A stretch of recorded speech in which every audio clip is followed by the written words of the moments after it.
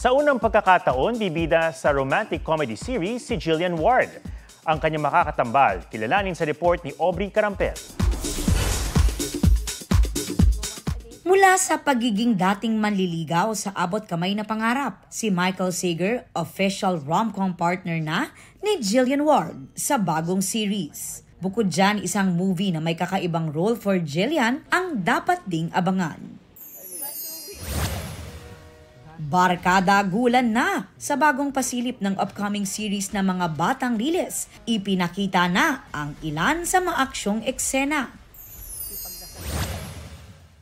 Singer and actor Cha Eun-woo makakasama ni Lee Seung-gi sa remake ng kanyang hit song na Because You're My Woman. Aubrey Carampel nagbabalita para sa GMA Integrated News. Huwag magpahuli sa mga balitang dapat niyong malaman.